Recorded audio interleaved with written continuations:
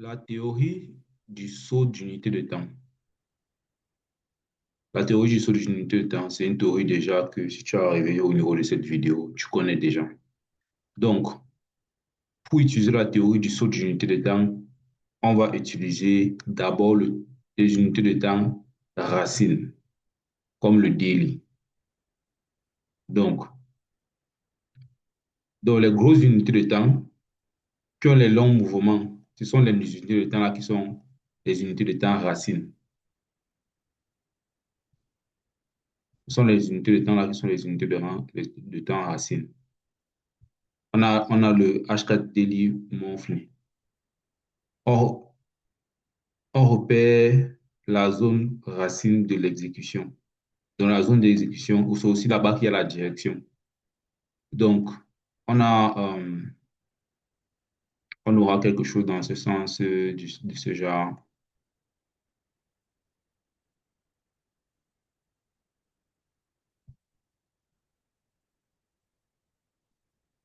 On a quelque chose du type mensuel, weekly, daily, H4. Donc, ça, ce sont les unités de temps racines. Racines parce que ce sont les zones d'exécution. Ce sont les unités de temps où on a les zones d'exécution. Ce sont les unités de temps qui nous donnent la direction du marché. OK. Maintenant, supposons par exemple qu'on prend l'unité de temps daily. Ce qu'on va faire, c'est que dès que tu prends l'unité de temps daily, tu vas sauter une unité de temps. Donc, supposons qu'on prend l'unité de temps racine, l'unité de temps racine qui est le setup. Et on prend l'unité de temps daily pour le setup. On saute une unité de temps TS1, donc time frame skipping by one. Donc, on saute une unité de temps en bas de daily pour avoir l'unité de temps de maintien de la position que j'appelle MP. Maintien de la position. C'est-à-dire que on est dans le cas-ci. Le daily à H4, c'est pour maintenir la position, c'est pas pour entrer. TS1. Donc, quand on saute une unité de temps, TS1, c'est pour maintenir la position. Je pense que c'est quelque chose que tu es arrivé ici, tu maîtrises un peu. C'est-à-dire que si tu étais, prenons par exemple le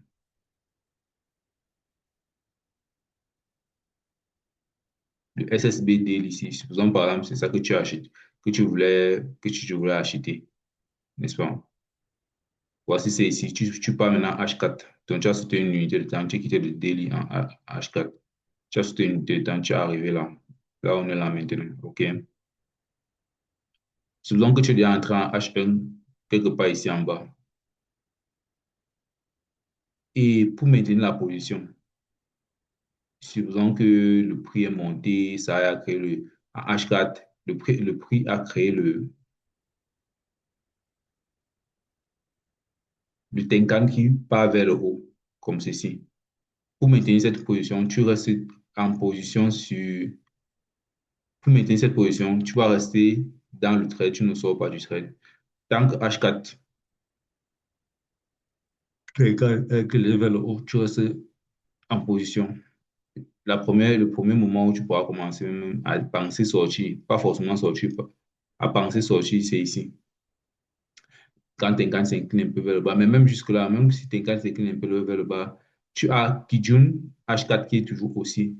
Donc, tu peux donc maintenir ta position en ayant les points où, quand Tenkan H4 se penche un peu vers le bas comme ça, tu mets le stop loss en bas de Kijun ici. Tu mets le stop loss en bas de Kijun à ce niveau-ci, là, juste pour la prévention. Après, la deuxième partie où toi pourrais penser de sortir, ça aurait été ici, sur le Tenkan-ci. Mais même jusque-là, Tu n'es pas obligé de sortir. Tu peux juste mettre le stop loss juste ici. OK? Troisième partie où tu pourrais même penser encore de sortir. Tu n'es pas obligé de sortir. Tu mets le stop loss juste là en bas. Donc, mais tu maintiens la position en fonction de H4. Nous sommes en H4 ici, pas en fonction de H1. Ce qui fait en sorte que tu auras 400 pips de consommation. Donc, on maintient la position avec H4. H4 Tenkan reste vers le haut. Bien évidemment, c'est ça que je disais. Le dernier take profit, H4 Tenkan inversé. C'est-à-dire que le take profit, si tu veux faire prendre les profits à H4 aussi, tu vois le Tenkan inversé. C'est ça que je disais ici. Si tu peux prendre les profits à partir de Tenkan inversé de H4 ici là. Quand Tenkan s'inverse. Donc, maintenant, après, on a dans les grosses zones, voir la petite unité de temps, Tenkan, setup 3-4. OK. Et maintenant, en daily, en daily Tenkan aussi, regarde H4 vers le bas, Tenkan setup 3-4 pour acheter buy. Qu'est-ce que vous voulez dire ici?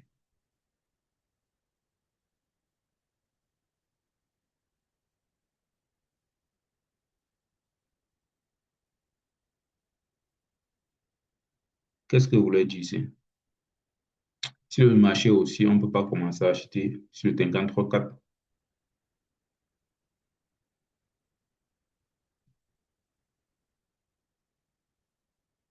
Donc ça, c'est une erreur de langage. Si Tenkan daily est aussi en H4, si tu vois Tenkan 3, 4, 5, touché. C'est pas pour acheter.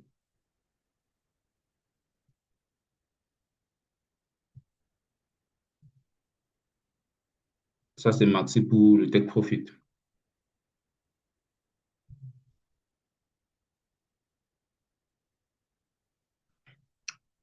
Donc, c'est ce qu'on a ici en daily dans la zone racine, dans l'unité de temps racine.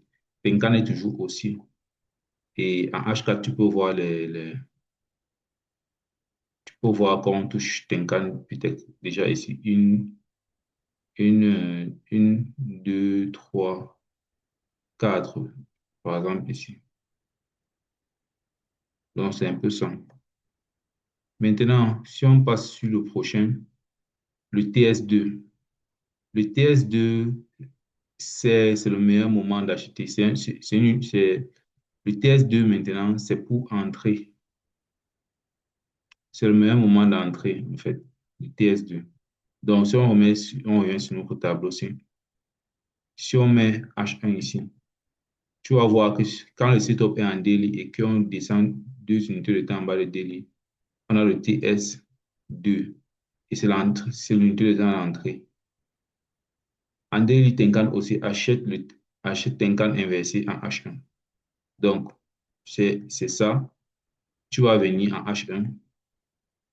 Ce que tu vas faire, c'est que si on prend un setup daily Tenkan, par exemple celui-ci, qui est juste là, on a juste touché ici. On part en H1.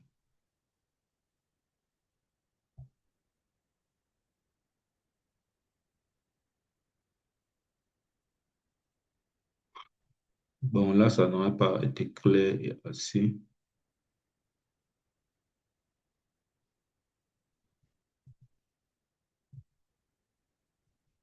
Là, on aurait pas été assez clair. Bon, là, on prend plutôt celui-ci, tu vois ce que je veux dire.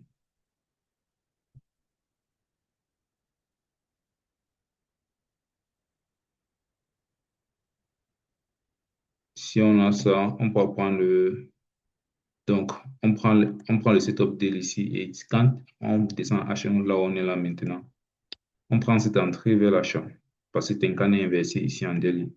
Le premier Tenkan inversé daily ici, tu vois. Et il faut remarquer que avec le TS2, deux fois, dans l'unité de temps du TS2, non H1, on a souvent un, deux tickets cross apparaissent souvent. Supposons que tu es sur Weekly, dans le vide, tu vas souvent voir un, deux tickets cross dans un H4. Ce que j'explique ici, c'est que, ce que j'explique ici, c'est que, supposons par exemple, tu es peut-être, on va prendre un exemple de vide en Weekly. Par exemple, soit tu es ici dans le vide ici, tu veux prendre la verso ici, soit là, soit là, soit là. On va essayer de voir en H4 des ventes. Tu vas voir que deux fois le TS2 crée le 1-2 ticket cross. Bon, ici, là, dans le vide de weekly ici, tu vas voir que voici un ticket cross vers le bas ici, là, non? Ça fait déjà 1. Ça n'a pas donné. Le prix, le marché a continué de monter. Après ça, celui-ci a donné. Ça fait 1-2 ticket cross vers le bas. On a aussi,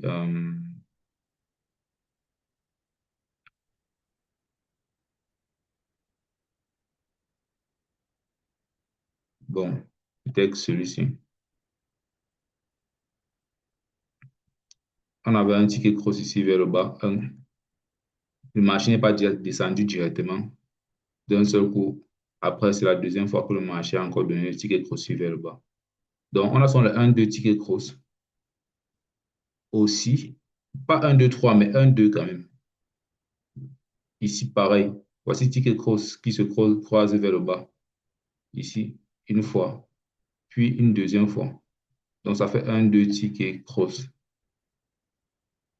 Voilà. Je pense que c'est... Donc, parce que j'insiste dessus, pourquoi? J'insiste dessus parce que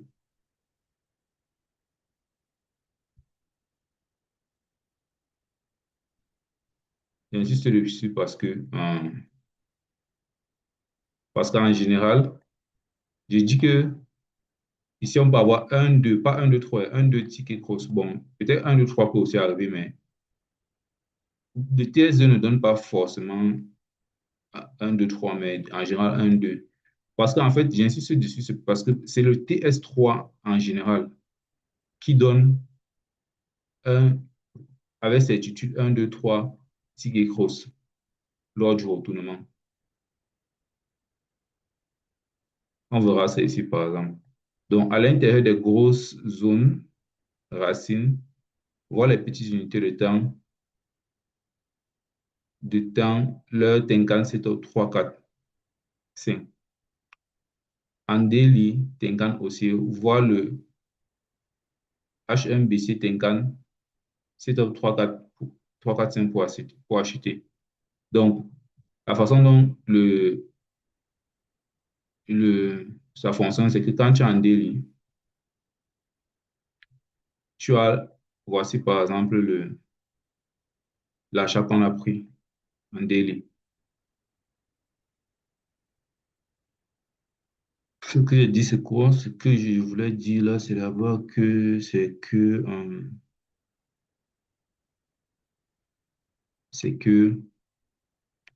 tu aurais pu voir le fait que le prix descend comme ça, hein. Puis le prix monte ici, puis le prix descend, puis le prix monte, puis le prix descend. Comme le prix est descendu en bas du bassin, ça a créé une mèche jusqu'ici qui est même descendue juste en bas de l'autre bassin. Donc la zone-ci était une zone d'achat. Tu vois, c'est ça que j'ai dit. Ça veut dire que tu as littéralement un double qui d'une Tenkan ici, un 2 3. Donc, à leur V-breaker, tu achètes à leur V-breaker. Faut acheter le V-breaker. C'est un peu ça que j'essaie de dire. Et on peut prendre un autre exemple. Supposons qu'on prend un autre setup daily.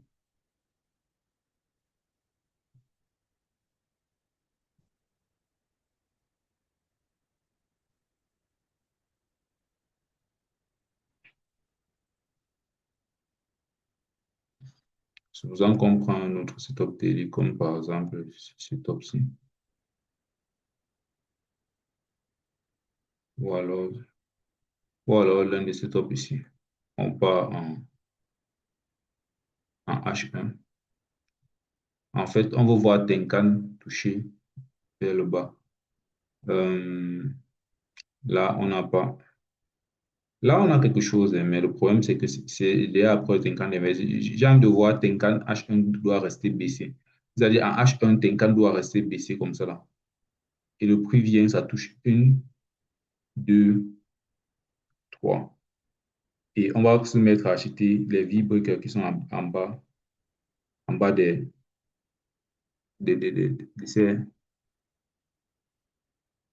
de ces creux. Ouais.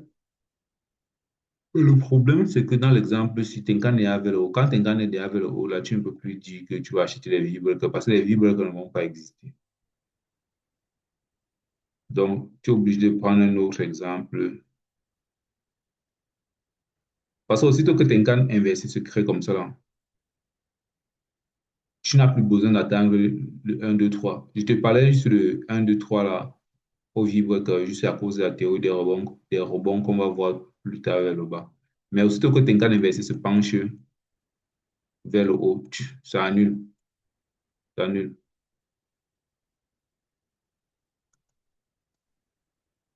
Donc, je peux mettre ici où Tenkan inversé. Euh, Maintenant, le TS3, supposons que tu es dans un setup, une zone racine, qui est le monthly. La zone racine, c'est la zone qui te donne les gros mouvements, les longs mouvements. Une unité de temps racine, pardon. L'unité de temps racine, c'est la unité de temps qui te donne les gros mouvements. Si tu es par exemple à monthly, que tu pars en 4 heures, donc c'est-à-dire que tu es ici, tu pars en 4 heures là.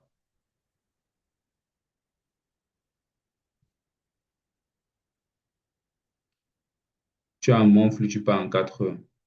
Donc ça veut dire que tu vas faire TS3, Time Frame Skipping by 3, by 3. Donc, tu prends le setup en monthly, tu vas aller entrer en H4. Ce que tu vas voir, c'est en H4, c'est 1, 2, 3. Tu vas voir le prix FR 1, 2, 3, ticket cross, tu vois. Donc, le reversal à entrée tôt. Parce que TS3, c'est une entrée tôt. Comme c'est une entrée tôt, tu vas voir les tickets cross se produire plusieurs fois, 3 fois. Si tu es dans le monthly, dans le vide, par exemple, et que tu pars en H4, tu vas avoir 1, 2, 3 tickets cross. Ou aussi KSB cross tout, aussi 1, 2, 3 KSB cross. Prenons le cas de Cassim. En fait, c'est juste des signaux c'est juste pas forcément des signaux, mais des réalisations, hein. Prenons par exemple, après le V-breaker de Monfl ici là, dans le creux ici, dans le cercle ici, ou alors dans l'autre cercle ici. Ou alors on peut prendre aussi en haut de cette mèche. C'est là que ça se produit, hein. En haut de cette mèche. On va aussi vérifier en bas de la mèche ici. Ou alors au niveau de ce red, rouge, pullback. Tu vas voir que quand tu prends en H4, ça c'était le monfle, quand tu prends en H4 H4, en H4, tu vas voir que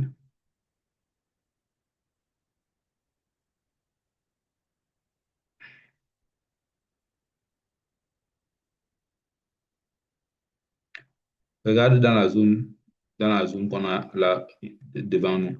Dès que on a cassé la mèche à gauche avec à partir de cette bougie-ci, Tenkan s'est penché vers le bas une fois, en bas de Kijun une fois, une deuxième fois ici, une troisième fois là.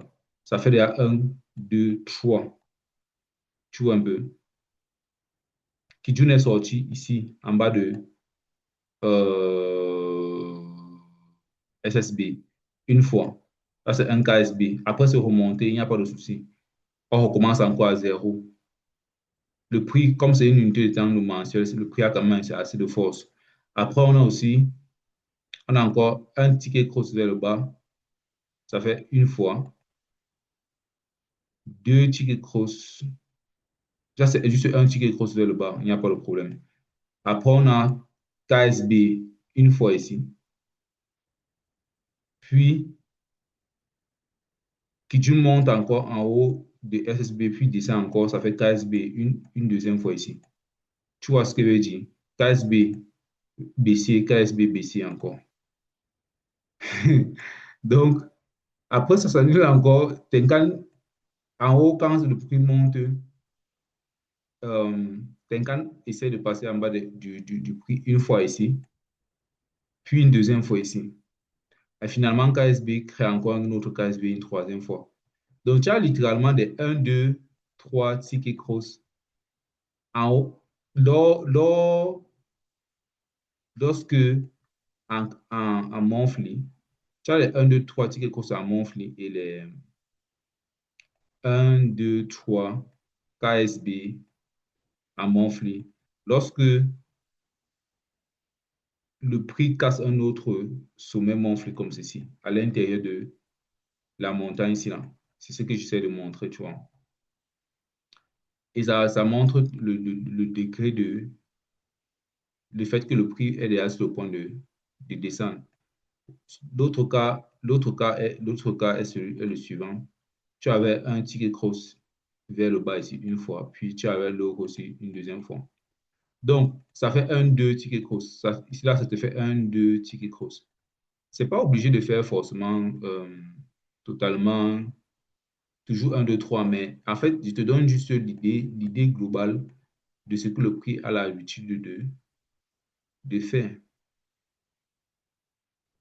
Tu vois un peu, et tu fais de ça vraiment ton raisonnement du saut d'unité de temps. Maintenant, en daily Tenkan haussier, ah non, ici là, on est plutôt ici sur TS3. En sur TS3, petit ou grand range. Euh,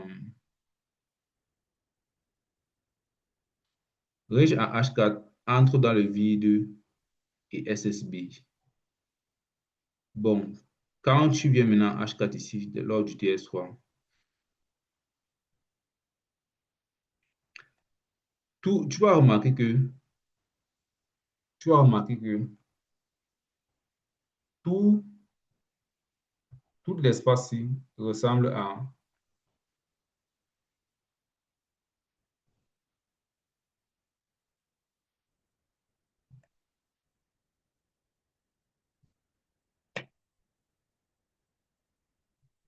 tu vas remarquer que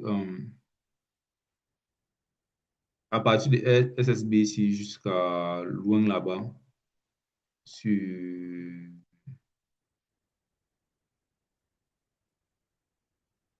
jusqu'à loin là-bas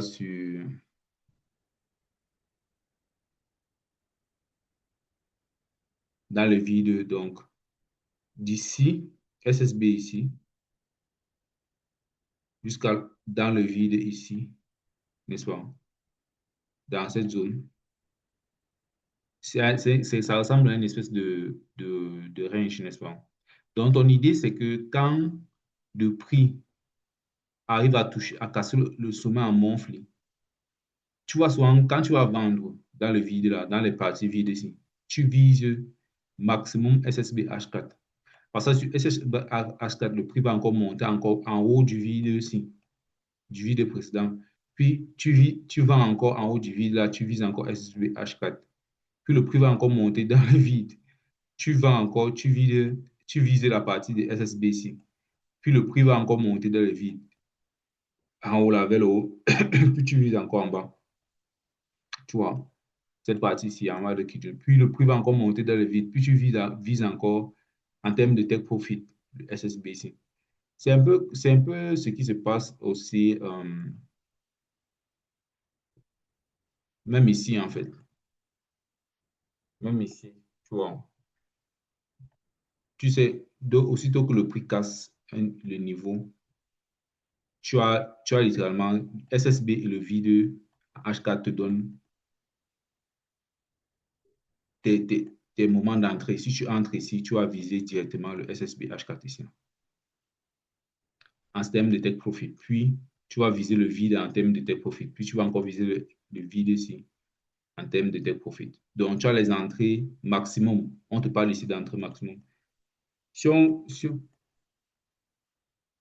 si on prend le cas de ce qui se passe là actuellement, euh, on est proche de toucher le sommet ici pour casser ça. Là, c'est le sommet maximum actuel. Si le prix monte, casse le sommet ici, le prix va certainement monter quelque part jusqu'ici. Mais après, il y aura un SSB quelque part là. Le SSB ici va monter là comme ça, en H4. Et c'est là-bas que tu vas prendre tes profits, tu vois ce que je veux dire. Et ici, là, tu vas prendre ton entrée en retournement. Hmm. Et ici, là, tu vas prendre ton TP. C'est un peu ça. Après, quand tu prends ton TP ici en SSB H4, tu vas encore entrer là où tu as pris le TP pour aller, pour aller chercher un vide H4. Parce que le vide peut être ici, juste en bas de l'autre vide ici. Ou alors le vide peut être un peu en haut de l'autre vide. Parce que l'USDG pourrait être aussi. Et tu vas prendre un autre TP ici. Et aussitôt que tu prends un TP, tu prends encore une entrée en retournement pour aller. C'est un peu, je ne sais pas si tu comprends ce que je veux dire. C'est un peu comme ça que tu vas créer un range en fait. C'est un peu ça comme ça qu'on appelle le trading de range. Tu vois ce que je veux dire? Tu utilises TS3 pour trader tes trading de range et c'est un peu ça. C'est un peu comme ça que tu vas faire. Donc, passons maintenant sur, sur la théorie du végétal Ishimoku Cycle.